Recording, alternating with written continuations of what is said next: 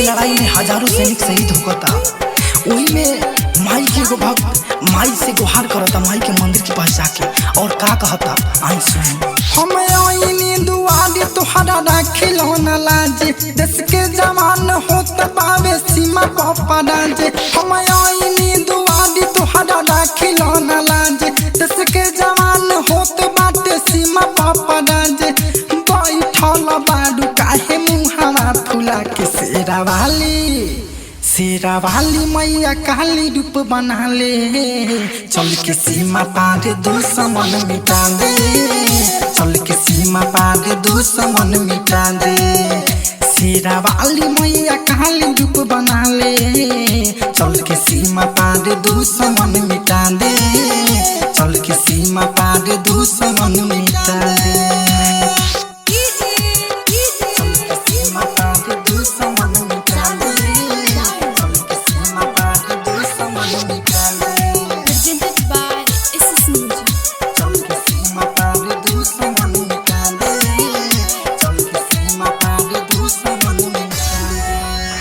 जदि माई तू तो बेटा के बचा लहो, फेंक दो तू फूल हाथ तीर सुल उठा लहो।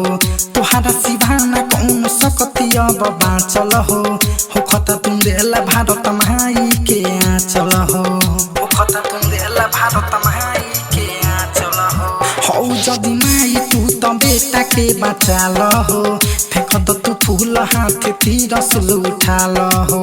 तुहारा सिवाना कौन सकती अब बाँचल हो कता तुम देला भारत माई के आँचल हो।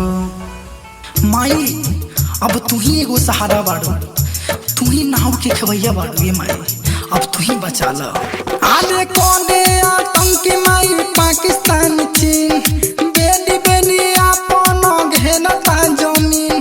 कोने आतंकी माई पाकिस्तान चीन, कहतानी दुख सब तोहरा से आके शेरा वाली मैया काली रूप बना ले, चल के सीमा पार दुश्मन मिटा दे, चल के सीमा पार दुश्मन मिटा दे।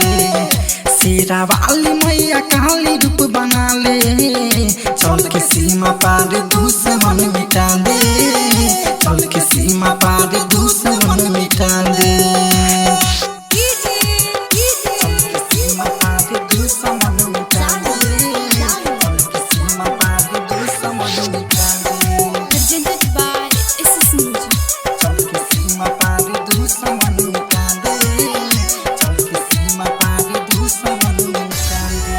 लतपत भइल माई खून से तिरंगा हो, इज्जत ना बाँची लागे हो के पहरी नंगा हो।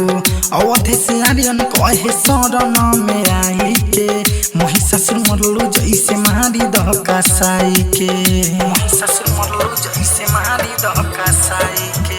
लतपत भइल माई खून से तिरंगा हो, इज्जत ना बाँची लागे हो के पहरी नंगा हो। अवधि से आर्यन कहे शरण में आई के, महिषासुर मरलू जैसे मारी दह कसाई के। अरे माई अब जे तू सहारा ना बनबू तो तोहरा दर पे सर पटक पटक के दम तुर दे माई। रतन से विनोद कहे उठावा अपन शस्त्र, दुश्मन के देश कदा दुनिया से अस्त्र। रतन से विनोद कहे उठावा अपन शस्त्र, साबिर अजय पुकारता छिला के शेरा वाली मैया काली रूप बना ले, चल के सीमा पार दुश्मन मिटा दे, चल के सीमा पार दुश्मन मिटा दे। शेरा वाली मैया काली रूप बना ले, चल के सीमा पार दुश्मन मिटा दे, चल के सीमा पार दुश्मन मिटा दे। Recording studio red angel music Raxaul.